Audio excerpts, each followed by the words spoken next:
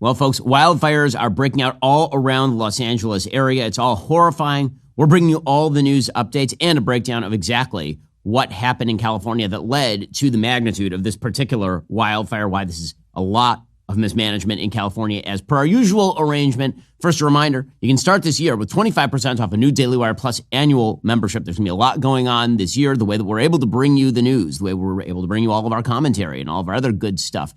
All of that is only available. DailyWire.com/subscribe. Get 25% off that new annual membership right now. Alrighty, so according to the Wall Street Journal, portions of the heavily populated Hollywood neighborhood in Los Angeles were ordered to evacuate Wednesday evening as a new fire broke out in the hills above the center of the city, which is currently battling numerous deadly blazes. If you look at a map of the LA area, effectively these wildfires now surround nearly the entirety of Metro Los Angeles. They range from the Pacific Palisades, which is on the coast in California, all the way inland past Pasadena.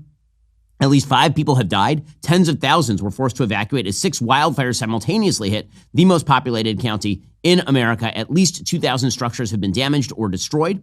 125,000 people have lost power. The region's firefighting resources have been stretched to their limits.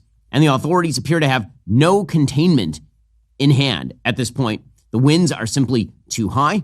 According to the Wall Street Journal, those devastating fires have been driven by high-intensity winds, the Santa Ana winds that blow from the deserts of interior California and Nevada out to the Pacific. Those Santa Ana winds are feared by Californians because they are fast-moving, dry, and extremely warm, which means they can push embers from one fire into an entirely different area. They can also blow for days. The gusts were reaching 100 miles an hour in the San Gabriel Mountains at 8 a.m. as of Wednesday morning, according to the National Weather Service. And the fallout is absolutely horrifying. The video is tremendously shocking. Here are some of the footage of burning in Pacific Palisades. Again, Pacific Palisades is a really, really upscale area in California. The homes that are being burned are some of the nicest homes in the entire state, which means in the entire country. Here is some of the footage. This is from NBC News, Channel 4. Where we're looking here directly to the south, right next to the Aldi is Elliott Arts Magnet Middle School, which also caught fire earlier this morning, and now we're seeing it across the street at the grocery store. We're seeing some folks here that are making their way up on Lake Avenue right here, but this is a busy thoroughfare. As you can see, people are sort of walking around and filming. This is because there are not the resources available to actually put out these fires, even in heavily populated areas. There's footage that came out a little bit earlier this morning, aerial footage of Pacific Palisades, and the entire place looks to have basically been burned to the ground. Over on MSNBC, reporter Steve Guttenberg's camera feed cut in the middle of his coverage of what was going on in Pacific Palisades. That's how bad the situation was. We should use this kindness and this compassion, not only during a crisis, but we should remember to do it all the time. Because you know something? We've totally lost Steve. The actor Steve Guttenberg, who is calling into MSNBC. James Woods has lost his home in the area. Again, this is a very wealthy enclave of California, but it's not just hitting that very wealthy enclave. It's also hitting places in Pasadena. It's moving all the way on up to Calabasas, and the entire area is basically on fire. Here is some footage that Elon Musk put up on X, sent to him by a friend driving through Pacific Palisades. And as you can see, entire areas burned, houses burned to the ground, nothing left, chimneys standing, dramatic fallout in these areas. And the wildfire map is dramatic this morning. When you take a look at the wildfire map, it is just unbelievable how much area has been burned. An area stretching all the way from Glendale in the west, all the way out toward Covina in the east, large swaths of Santa Clarita, the area that stretches all the way near Agoura Hills, all the way down to Santa Monica, and a Sunset fire has broken out as well that is now threatening. There's an evacuation warning in parts of West Hollywood. I mean, these are heavily populated areas, truly largely populated areas. Incredibly dangerous fires. And all of this, of course, raises the question as to how did any of this happen? According to the LA County Fire Chief, they have no idea how all this happened. It's possible it's the wind. It's also possible that it's copycats. It's possible that this happened a bunch of times in California recently. You have homeless people who are living in these areas and they're using open flame. It's possible that somebody threw a cigarette out of the window. We really have no idea at this point. Here's the LA County Fire Chief, Anthony Marone, saying the cause of the wildfires at this point is unknown. We have over 500 personnel assigned, And unfortunately, we have 2 reported fatalities to civilians. Unknown cause at this time, and we do have a number of significant injuries. We have over 100 structures destroyed, and the cause of the fire is unknown and under investigation. The LA County Board of Supervisors member, Catherine Barger, says, don't worry about it. The LA mayor, Karen Bass, is engaged. She's on top of this. Now, there was only one problem. Karen Bass was, until last night, in Ghana. What the hell she was doing in Ghana, nobody knows. Remember, Karen Bass was actively considered as a vice presidential candidate for Joe Biden in 2020. And this is how thin the Democratic bench is. Here's an LA County Board of Supervisors member defending Karen Bass's performance. Remember, Ted Cruz was really bad because even though he had actually zero authority over the emergency response in Texas, when he was in Cancun during a freeze, it was awful. Karen Bass actually chided him at the time. Karen Bass actually does have authority over the city of Los Angeles, and she's busy in Ghana for some reason. But don't worry, her Democratic friends will come to her defense, including the LA County Board of Supervisors member Catherine Barger. Do you know if Karen Bass is on her way back to Los Angeles? She is, and I've been in contact with her. She is very, very, very engaged in this and is going to be here today. And so she is, with technology the way it is, she has been in contact up in the air and is going to be landing this morning and is going to hit the ground running. So the fact that the mayor is not in town doesn't mean that we're not getting the resources we need. And the president of the city council, who's going to be here at the press briefing, Marquise, is fully engaged as well. Well, not so much. Karen Bass was getting on a plane from London back to Los Angeles because, of course, she was in Ghana. And a reporter caught up with her right before she boarded the plane and asked her some very basic questions. She had zero responses. Do you owe citizens an apology for being absent while their homes were burning? Do you regret cutting the fire department budget by millions of dollars, Madam Mayor? Have you nothing to say today? Can you back up? Appreciate it. Have you absolutely nothing to say to the citizens today? Elon Musk says that you're utterly incompetent. Are you considering your position? Madam Mayor, have you absolutely nothing to say to the citizens today who are dealing with this disaster? Do you think you should have been visiting Ghana while this was unfolding back home? Madam Mayor, let me ask you just again, have you anything to say to the citizens today as you return? No. Madam Mayor, just a few words for the citizens today as you return to deal with the catastrophe. Can you take this down? Man, deer in the headlights. Deer in the headlights, Karen Bass. I mean, the real question is why it is that all these local officials always feel the necessity to jet set off to distant parts of the globe as part of their mayoral job. It's very confusing to me what exactly the LA mayor has to do with Ghana, per se. It's a very weird move in general. But it's not just being absent. It's that she's done a horrible job leading the city while she's been the mayor of the city. I mean, here she was. She's back as of Thursday morning. And here she was trying to tell people where to go to receive new information, and she can't even read a website name. That's how incompetent these folks are. Right now, if you need help, emergency information, resources, and shelter is available.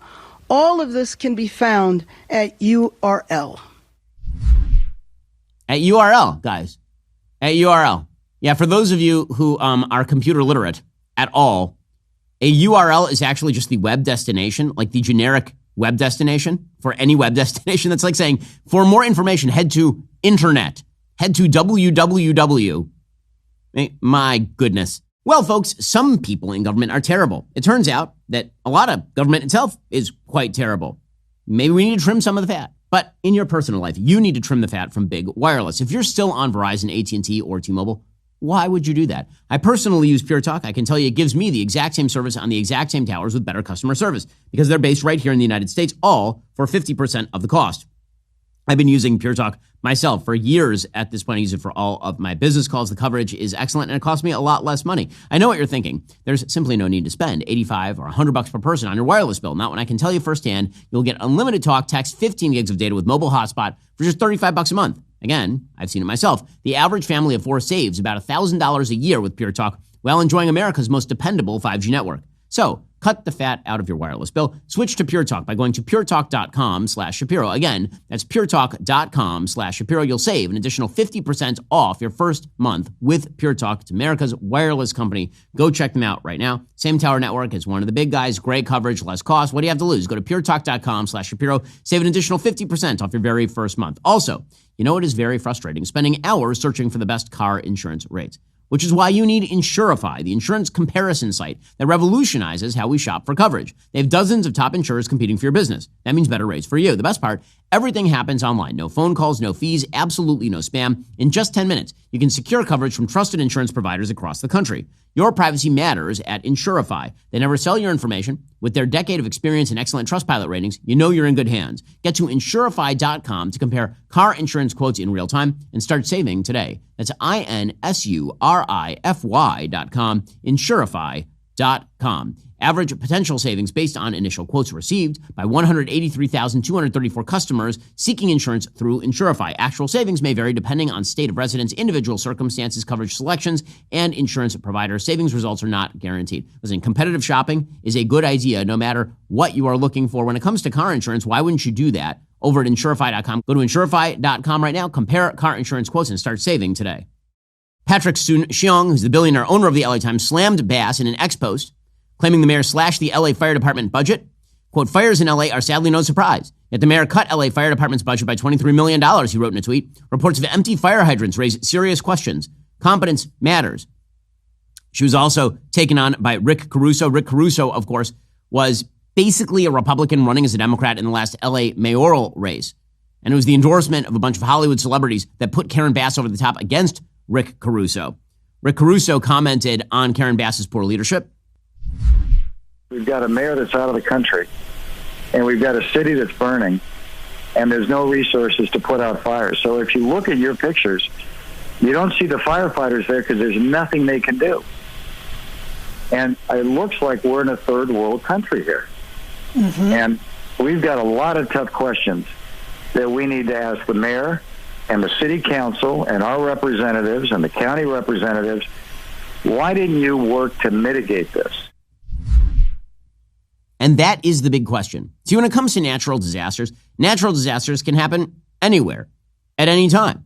Right? There are earthquakes and wildfires and hurricanes. But the thing about wildfires in particular is that public policy matters an awful lot. See, with every natural disaster situation, public policy can mitigate the effects of the natural disaster. This is why if you have an earthquake in a first world country like the United States, not a lot of buildings are going to fall down. But if you have an earthquake in a third world country, tens of thousands of people might die. Same magnitude, it's just that the buildings are built to code in places like the United States.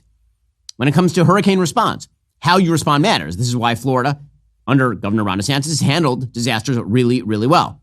When it comes to mitigation and response, when it comes to preparedness, California has been an absolute disaster area that is true for years. They've not done anything that they could have done to mitigate the effects of seasons like this.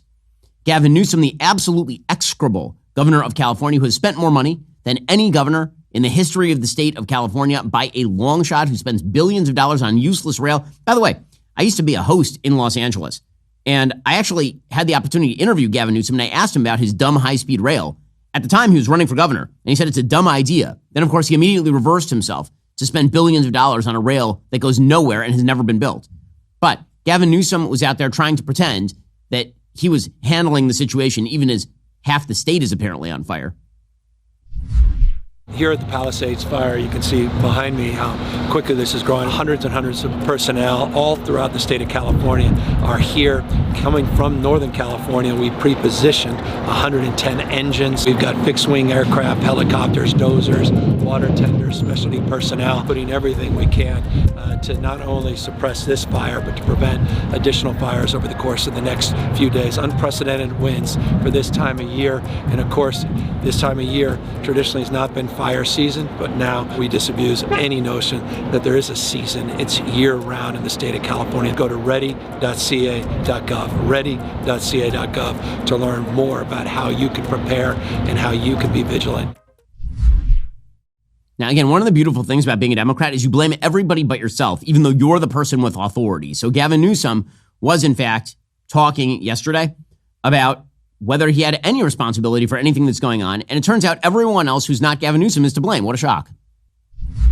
What is the situation with the water? Obviously, in Palisades, it ran out last night in the hydrants. I was talking to the firefighter in this block. They left because there was no water in the hydrant here. The local folks are trying to figure that out. I mean, just when you have a system that's not dissimilar to what we've seen in other extraordinarily large-scale fires, whether it be pipe, electricity, or whether it just be the complete overwhelm of the system. I mean, those hydrants are typical for 2 or 3 fires, maybe 1 fire. You have something at this scale, but again, that's going to be determined by the local. The local authorities. See, here's the thing. Statewide policy actually matters a good deal. And you know who's been talking about this pretty openly and repeatedly for years and years at this point would be one Donald J. Trump, the president-elect of the United States. In fact, it was just last year on Joe Rogan that he was talking about how California was not doing enough to stop wildfires. They said, we have no water. I said, do you have a drought? No, we don't have a drought. I said, why don't you have no water? Because the water isn't allowed to flow down. It's got a natural flow from Canada all the way up north of water, more water than they could ever use. And in order to protect a tiny little fish, the water up north gets routed into the Pacific Ocean. Millions and millions of gallons of water gets poured. I could have water for all of that land. Water for your forests. You know, your forests are dry as a bone. Yeah. Okay? Dangerous. That water could be routed. You know, you could have everything. Oh, not only dangerous, billions of dollars a year they spend on forest fires. And, you know, there's a case with the environment. They're not allowed to rake their forests because you're not allowed to touch it. And all they have to do is clean their forest, meaning rake it up, get rid of the leaves, get rid of, leaves that are sitting there for 5 years. And we'll certainly get rid of the dead fall. And get rid of the trees that have fallen. Yes, perfectly obvious. By the way, he's right about all of this. California has had a significant water shortage for years because they refused to build the infrastructure necessary, the reservoirs and the dams necessary to actually, hold the water from the seasons where it is raining in California or to bring water from up north. They've been flushing fresh water out to the ocean for years to save something called the Delta Smelt because of environmentalists. Here was Trump back in 2019 talking about Newsom when it comes to natural disasters. He said, quote, the governor of California, Gavin Newsom, has done a terrible job of forest management. I told him from the first day we met, he must clean his forest floors regardless of what his bosses, the environmentalists, demand of him. Must also do burns and cut fire stoppers. Every year, as the fires rage in California burns, it's the same thing. And then he comes to the federal government for money help. No more. Get your act together, Governor. You don't see close to the level of burn in other states, but our teams are working well together and putting these massive and many fires out. Great firefighters also open up the ridiculously closed water lanes coming down from the north. Don't pour it out into the Pacific Ocean. Should be done immediately. California desperately needs water, and you can have it now. That was Trump writing on Twitter back in 2019. He was right about all of this. So let's go through all of this, the mismanagement, because there's a ton of mismanagement ranging. It is a perfect storm, not just in terms of the fire conditions, but in terms of the political conditions for fires to rage out of control. From DEI to budgeting, from environmentalism to blaming climate change, Democrats have done a horrifying job on all of this. Again, you can't blame Gavin Newsom or Karen Bass for the fires. You can blame them for not doing the preparation necessary to deal with some of the most perfectly predictable weather that California has. There used to be wildfires pretty much every year in California. Remember last year we were there in 2020, there was a very large wildfire in many of these same areas. So let's begin with DEI and firefighting. So California, LA in particular, has spent an awful lot of time attempting to do its firefighting staffing with intersectional characteristics in mind. Now, this is not a rip on the current firefighters in Los Angeles. It is a suggestion that the misprioritization of effective firefighting below the race and sexual identity of the people who are doing the firefighting is stupid and wrong and backwards. And that if I were to Google LA Fire Department, what I should have seen over the course of the last several years is LA Fire Department staffing up with best possible not enough lesbian black women in LA Fire Department. Unfortunately, it's the latter that you see. So all the way back in 2017, I actually testified in front of Congress about DEI, intersectionality, and all this sort of stuff with Adam Carolla. Adam Carolla, of course, is a very prominent host, podcast host, radio host in Los Angeles. He lives in one of these areas.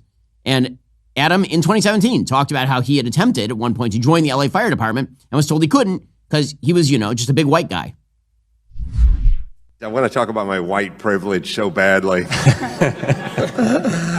I graduated North Hollywood High with a 1.7 GPA. I could not find a job. I walked to a fire station in North Hollywood. I was 19. I was living in the garage of my family home. My mom was on welfare and food stamps, and I said, can I get a job as a fireman? And they said, no, because you're not black, Hispanic, or a woman. We'll see in about 7 years. And I went to a construction site and dug ditches and picked up garbage for the next 7 years. I got a letter in the mail sent to my father's house saying, your time has come to do the written exam for the LA Fire Department. I took it, and I was standing in line, and I had a young woman of color standing behind me in line, and I said, just out of curiosity, when did you sign up to become a fireman? Because I did it, or a person, 7 years ago, and she said, Wednesday. That is an example of my white privilege. Okay, and again, this has been a long-standing policy of the LA Fire Department going back for decades. Well, some things never change. Obviously, DEI has been a problem going all the way back to 2017 when Adam was testifying. But speaking of things that never change, every year you start to make your New Year's resolutions. And every year you think, okay, I'm going to maintain my health. I'm going to hit the gym more. I'm going to spend more time with family. But here's the thing. You actually need to change something. Now, when I was younger, I used to think I could just power through on pure conservative willpower and caffeine. I learned pretty quickly peak performance requires peak nutrition, and that means eating enough veggies. That's why I'm thankful to have Balance of Nature, which fits right into even the busiest of days. Imagine trying to eat 31 different fruits and veggies every day. It sounds miserable, time-consuming. With Balance of Nature fruits and veggies, there's never been a more convenient dietary supplement to ensure you get a wide variety of fruits and veggies daily. Balance of Nature takes fruits and veggies, they freeze-dry them, they turn them into a powder, and then they put them into a capsule. You take your fruit and veggie capsules every day, and then your body knows just what to do with them. Now, here's the thing that for me is great. It's kosher, which means I can just pop it right into the protein smoothie and I'm good to go. Go to balanceofnature.com, use promo code Shapiro for 35% off your first order as a preferred customer, plus get a free bottle of fiber and spice. That's balanceofnature.com, promo code Shapiro. Start your new year off right. Start living healthier. Balanceofnature.com, promo code Shapiro. Also, let's talk about something that affects all of us responsible, hardworking Americans, taxes. So it's the new year. Tax season is upon us. Are you prepared for what comes next? Do you owe back taxes still? Tax returns still unfiled? Did you miss the deadline to file for an extension? Well, with the new year beginning and heading into the busy tax season, the IRS may be ramping up enforcement. And the IRS does not play around. They can ruin your life. You could face wage garnishments, frozen bank accounts, even property seizures if you haven't taken action yet. But there is good news. There's still hope. Tax Network USA has been in this game for years. They know exactly how to navigate the complex world of tax law. They've helped taxpayers save over $1 billion in tax debt. They've filed over 10,000 tax returns. That's billion with a B, folks. They specialize in helping hardworking Americans like you reduce their tax burdens. So do not let the IRS catch you off guard. Get ahead of this right now with Tax Network USA. Their team of professionals will work tirelessly to protect your assets and find the best solution for your unique situation. Here's what you need to do. For a complimentary consultation, call today 1-800-958-1000 or visit their website at tnusa.com/Shapiro. That's 1-800-958-1000 or visit tnusa.com/Shapiro today. Do not let the IRS take advantage of you. Get the help you need with Tax Network USA. In 2021, Robin Abkarian, one of the worst columnists in America, a columnist for the Los Angeles Times, had a piece titled, quote, "The LA Fire Department's Sexism Problem." Yeah, that was the main problem there. That was clearly the main problem. When I reached Chris Larson on Thursday, she was in Spokane, Washington, attending an international conference for female firefighters. Larson, 55, is president of LA Women in the Fire Service and has worked as an LA firefighter for 31 years. Over time, she's risen to the rank of battalion chief and is currently the only black female officer in the department. She is, as are many of her firefighter sisters, deeply unhappy about the dearth of women on the force and about the fact that women are hazed, harassed, or disrespected by some of their male colleagues. This is an especially fraught moment for the LA Fire Department. This is in 2021, talking about how terrible it was that there weren't enough LGBTQ people in the LA Fire Department. There weren't enough women. That was really the big issue. In 2022, at the behest of the left, then Mayor Eric Garcetti stood alongside current Fire Chief Kristen Crowley and launched the LA Fire Department's first ever Diversity, Equity, and Inclusion Bureau, focused on ensuring a safe, diverse, and inclusive workplace for all. Garcetti said, "We believe in and are committed to justice in Los Angeles, and we focus an equity lens on every aspect of our work." Of course, Kristen Crowley is herself a lesbian, which means that she is highly qualified to be LA Fire Department chief. And that's obviously the main qualification they were looking for. Here she was defending the DEI initiative at the time. I'm super inspired. She took time out of her already busy schedule to tell us about her vision for the department's future, one that includes a 3-year strategic plan to increase diversity. People ask me, well, what number are you looking for? I say, I'm not looking for a number. It's never enough. Out of 3,300 city firefighters, only 115 are women right now. She's already looking at ways to change that. She's quick to point out that doing so has a greater purpose, attracting the best and brightest for the job. They feel included, they feel valued, and they feel part of a cohesive team. Really, slow clap for the geniuses who decided that we needed racial diversity and sexual diversity in firefighting as the top priority over at the LA Fire Department. NPR in 2023 covered this diversity initiative. The byline over there suggested, quote, firefighting is mostly white and male. A California program aims to change that. Well, man, oh man, have you guys succeeded? You guys are amazing. Now, again, it's not the racial constituency of the fire department that is responsible for the failures of the fire department. However, where you put your focus as a government says something about your priorities. And your priority obviously wasn't just staffing up with the best. Here's NPR reporting on this in 2023. Firefighting departments nationwide have tried to diversify their ranks for years. They have made only modest progress. Today, the profession remains overwhelmingly white and male. Oh, no. Oh, absolutely. Wow. That's so terrible. Well, the good news is that at least Kristen Crowley was honored at the local Pride Parade. That's the really important thing. This is just from last year.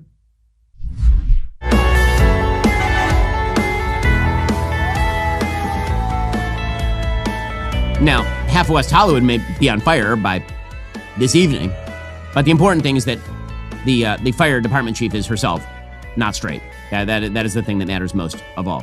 Yeah, but again, when it comes to the DEI in the fire department, that is a problem. It is also a tertiary or quaternary problem when it comes to the list of problems here. Top of the list would be things like lying about your wildfire prevention efforts, which is what Gavin Newsom did back in 2021. According to CAP Radio, quote, on Gavin Newsom's first full day in office, January 8th, 2019, the newly elected governor stood before the cameras clad in jeans and sneakers and surrounded by emergency responders and declared war on wildfires. Everybody has had enough, the governor said. He said climate change was sparking more fires more frequently. And he said that the state's response had to fundamentally change. But 2.5 years later, as California approaches what could be the worst wildfire season on record, it does so with little evidence of the year-round attention Newsom promised. An investigation from Cap Radio and NPR's California newsroom found the governor has misrepresented his accomplishments and even disinvested in wildfire prevention. This is 2021. The investigation found Newsom overstated by an astounding 690% the number of acres treated with fuel breaks and prescribed burns in the very forestry projects he said needed to be prioritized to protect the state's most vulnerable communities. Newsom has claimed that 35 priority projects carried out as a result of his executive order resulted in fire prevention work on 90,000 acres. But the state's own data show the actual number is 11,399 acres. Overall, California's response, this is NPR reporting, has faltered under Newsom. After an initial jump during his first year in office, data obtained by Cap Radio and NPR's California newsroom show Cal Fire's fuel reduction output dropped by half in 2020 to levels below Governor Jerry Brown's final year in office. At the same time, Newsom slashed roughly $150 million from Cal Fire's wildfire prevention budget. This is circa 2021. Gavin Newsom, the most amazing governor who wanted to run for president. Unbelievable. And it's not just on the statewide level. Just weeks ago, LA Mayor Karen Bass cut the fire department budget by nearly $20 million. According to the New York Post, LA Mayor Karen Bass faced scorching criticism Wednesday as it was revealed she cut the city's fire department budget by $17.6 million ahead of this week's devastating fires as she prioritized funds for its massive homeless population that largely went unspent, according to a report. The cut was the second largest in Bass's 2024-25 fiscal budget, city figures show, and it wasn't even the gunning she wanted. She actually wanted to cut $23 million from the fire department budget. In fact, the cuts were so bad that even Crowley was warning how bad they would be. She actually wrote a letter to the Board of Fire Commissioners saying, quote, the LA City Fire Department is facing unprecedented operational challenges due to the elimination of critical civilian positions and a $7 million reduction in overtime at variable staffing hours. These budgetary restrictions have adversely affected the department's ability to maintain core operations. They do not have the capacity to prepare for, train for, respond to large-scale emergencies, including wildfires. That was according to, again, LA Fire Chief Kristen Crowley to Mayor Karen Bass last month. And here's the thing. Preparation for this stuff requires years in advance. Chad Pergram, senior congressional correspondent for Fox News, interviewed Senator Tim Sheehy of Montana, who made his business career with a company that fought wildfires. And what Sheehy said is, quote, those of us in the wildfire community have been shouting from the rooftops for years this was going to happen. We're going to have the big one in a wildland-urban interface environment, which is what this is. It was going to be catastrophic. This is the big one. As a federal apparatus, we are not prepared to fight fire year-round. It's January. Most of the air tankers, helicopters, and firefighters are off contract. They are not prepared to launch out. And this is like one of the few things the government should actually be good at, and they have sucked at it. They've been awful at it. They haven't also done the things they need to do on an environmental level. So they did not clear the brush. They did not create the fuel breaks. They did not do backfires in order to burn and clear burn some of the areas that were most likely to become tinder for a giant wildfire like this. In fact, the firefighters were running out of hydrant water in the middle of this. They were running out. That's insane. They literally had no water. According to the LA Times, the hydrants are down, one firefighter said over the radio. Water supply just dropped, another added. The Department of Water and Power confirmed reports of hydrants being empty without giving numbers. According to Rick Caruso, the problem stems from reservoirs that feed the neighborhood's hydrants. He said this is a window into a systemic problem of the city, not only of mismanagement, but our infrastructure is old. By the way, the infrastructure in LA is super old. We used to live in Los Angeles, as y'all know. When we were living in Los Angeles, the transformers that provided power to everybody's houses, those things hadn't been updated since the 1920s. LA, California are wildly mismanaged. They've built no new reservoirs. They've built no new dams. The Sites Reservoir, which was a very important reservoir for holding water for situations like this, which was planned in a remote corner of the western Sacramento Valley for at least 40 years, still has not been built. It still has not been built. They spent billions of dollars building nothing. That is how California works. Also, worth noting, California did in fact release reservoir water not all that long ago. According to Newsweek, in February 2024, CBS 8 reported that billions of gallons of water had been released from local reservoirs over the prior year out of an effort to keep water levels low should dams fail and inundate surrounding areas. You know what would have helped that? If you had built more dams and more reservoirs, but you didn't have it. So, in short, they release water because they didn't do the infrastructure work. And then the water is not there when you need it. Again, slow clap for the geniuses in California. And of course, so much of this is also tied to the insane environmental policies. You can't build anything in California from houses to reservoirs without going through years of legal wrangling. You can't do controlled burns because you're afraid you'll be sued. As Isaiah Taylor, the founder of Valatomics, makes clear, he says, in 2007, the Sierra Club successfully sued the Forest Service to prevent them from creating a categorical exclusion to NEPA for controlled burns. The CE would have allowed the Forest Service to conduct burns without having to perform a full environmental impact survey. The median time for that is 3.5 years. The John Muir Project helped claw back the full scope of the categorical exclusions from the 2018 Omnibus Bill as well. In 2021, the outgoing Trump Bureau of Land Management was served with a notice of intent to sue by the Center for Biological Diversity for their fuel reduction plan in the Great Basin. The Bureau of Land Management then backed off because they were afraid of the legal consequences. The environmentalist groups have sued everybody into the ground to stop them from doing precisely the things they need to do in order to prevent wildfires like this. Again, here's the point. Disaster can strike anywhere. The preparation here, non-existent. In fact, worse than non-existent. Damaging, actively damaging. And yet, Democrats keep being elected. Folks, public policy has a lot to do with this. And when you hear Democrats shout from the rooftops that it's climate change, understand that is a misdirect. It is a misdirect. Even were that true, it would not alleviate their responsibility to mitigate the effects. That is literally what they are elected to do. When you have David Jolly reporting over at MSNBC, and when he says, we didn't do enough to address climate change, nothing would have addressed climate change in time to stop these wildfires. Here is David When you say climate change, what you really mean is don't blame the politicians who are really to blame. We don't do enough to prevent the change of climate science or change of climate or address climate science, but we also are ignoring the fact that we have this significant risk peril in communities across the country. And the government either is going to help subsidize paying for that risk on the front end or is going to have to bail it out on the back end. Bailing it out is always more expensive and less responsible. Just amazing. Just amazing. It must be that what we have to do is stop driving carbon-powered cars. That would have stopped all of this. Or maybe that is just a workaround to the fact that Democrats have done a horrifying job of handling their bleep when it comes to actual governance. Already coming up, we'll get to Joe Biden's inane response to all of this. First, remember, 2025 is here. That means 25% off a new DailyWire Plus annual membership. It's going to be a huge year. We want you to be with us for every single moment. Only DailyWire offers ad-free, uncensored daily shows from the most trusted voices in conservative media, plus live breaking news and coverage of these events shaping our country, including the Trump inauguration that's less than 2 weeks away. We will be live in Washington, D.C. We will bring you every monumental moment. Do not miss out. Get 25% off your new annual membership right now at dailywire.com/subscribe and join the fight today. Again, the mismanagement here is off the charts. Joe Biden, of course, is still titularly president of the United States. He did a press conference with Gavin Newsom, and it didn't go well. It didn't go well, mainly because the president is clearly senile at this point. So he lamented the fact that Hunter Biden and his new wife may have lost their home.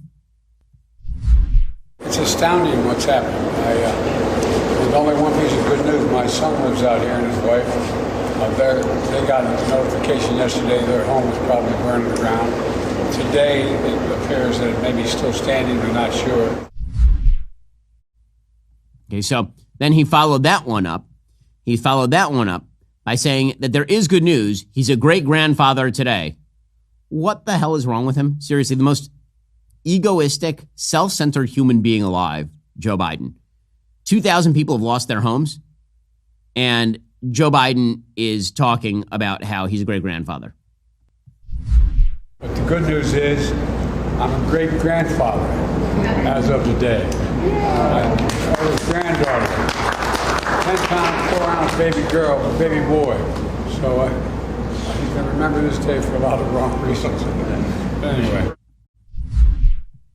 Well, I mean, clearly our country is in the best of hands. Can't imagine why he would have lost re-election to Donald Trump and why his vice president did lose her election to Donald Trump. Meanwhile, President Trump correctly surmised that Gavin Newsom is to blame. President Trump spoke about this yesterday. He put out a statement, quote, Governor Gavin Newsom refused to sign the water restoration declaration put before him that would have allowed millions of gallons of water from excess rain and snowmelt from the north to flow daily into many parts of California, including the areas that are currently burning in a virtually apocalyptic way.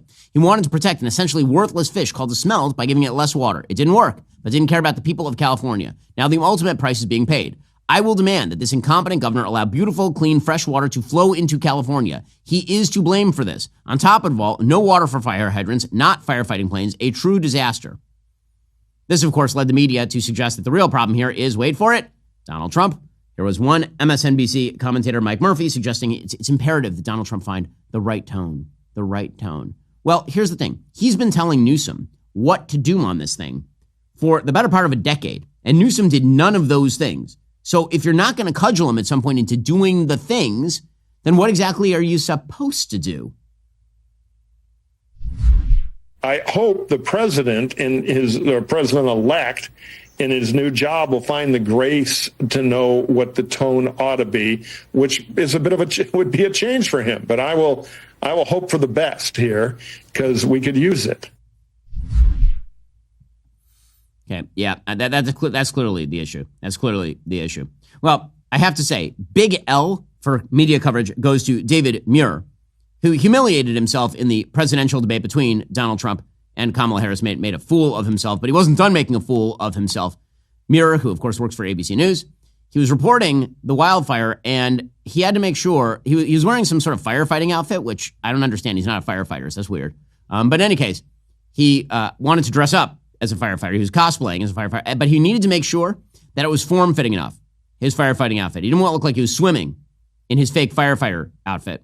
So he used clothespins in the back. And when he turns, you can clearly see the clothespins holding his firefighter uniform closer to his body. He needed the fitted look. Or shopping, a place to eat. And as you can see here behind me, it's been completely wiped away. There are still flames. And there we go. Multiple buildings here and smoke rising from the ash. Again, this is. Oh boy. Oh boy. He is our media. Only the best. Only the best. Well, speaking of Joe Biden, there is more bad news for Joe Biden. A new poll finds that Americans think that Joe Biden is the worst president since Richard Nixon, which, by the way, is selling Richard Nixon kind of short, because Richard Nixon did do some good things as opposed to Joe Biden, who has done only bad things. The survey was conducted between December 2nd and 18th of last year and found that only 6% of respondents believed Joe Biden's presidency was outstanding. Those are all the members of Joe Biden's immediate family. 13% said it was above average. 26% said it was average. 17% said below average. 37% believe it was poor. That last total is the highest for any president included in the poll. His net positive of minus 35 is better only than Nixon's minus 42. Whew. That is not good at all, but it is accurate because he has been, indeed, an absolutely horrifying president. He's also still delusional. Hilariously, Joe Biden sat with USA Today's Susan Page for a lengthy interview, and he says he thinks he would have beaten Donald Trump. No, you certainly would not have. I mean, Kamala Harris didn't, obviously, but Joe Biden definitely would not have won. And then he was asked, would you have had the vigor to serve for another 4 years? He said, quote, I don't know. That's why I thought when I first announced talking to Barack about it, I said I thought I was the person. I had no intention of running after Beau died, for real, not a joke. And then when Trump was running again for re-election, I really thought I had the best chance of beating him. But I also wasn't looking to be president when I was 85, 86 years old. So I did talk about passing the baton. Who the hell knows? So far, so good. Well, no, actually not so far, so good, since he's obviously no longer with us. This did force Hakeem Jeffries to make one of the funniest statements of the day. He was asked, does he think that Joe Biden would have beaten Donald Trump? And he's like, well, we're not going to talk about that. I know over the summer you met and had a private conversation with President Biden in the run-up to his decision to exit the 2024 race. In a new interview in USA Today, he says that he believes that he could have beaten President Trump based on the polling. You saw the polling as well. Is the president right? We're looking forward, not backward. But was he right? Could he have beat the former president? Same the answer. President-elect?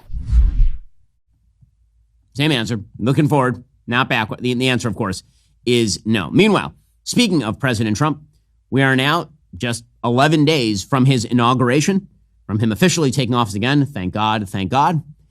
And the fights over his nominees are breaking out. The question of whether there will be a quick confirmation or not, I think that they will be, his nominees will be confirmed pretty quickly. There will be FBI background checks. I think that the Senate is going to insist, and frankly, I think they should, on going through all of the information. That is literally their job. The advice and consent process is part of the constitutional process, but they're going to move fast. Democrats, however, are going to do their best to hold up the works. Senator Elizabeth Warren, who is not, in fact, a Native American, she was out there ripping Donald Trump's nominees, suggesting the reason that Donald Trump is talking about Greenland and the Panama Canal is because he's trying to misdirect away from talk about his nominees. Well, no, that's actually, no, Senator. I want to make a second point, and that is, why is Donald Trump doing this? And I think the answer is, let's have a big distraction and several more questions so we don't spend more time on Pete Hegseth, the nominee to be the head of the Department of Defense. So we don't spend more time on Tulsi Gabbard, who has been in the pocket of Putin and is not someone who should be trusted with our secrets, so that we don't spend more time on Robert Kennedy's views on vaccines. In other words, we have a job in front of us right now, and that is advise and consent on the nominees who are there to run our government. Donald Trump would love it if we spend no time talking about them and all of our time talking about this idea and something else. Well, the plan for Democrats is to create as much chaos as possible. Chuck Schumer is saying as much. According to Axios, he's privately pressing his senators to create fireworks when they question President-elect Trump's nominees in coming weeks. Schumer told his top committee Democrats in a closed meeting, quote, Republicans spent 4 years attacking the Democratic brand. We need to use the hearings to begin returning the favor.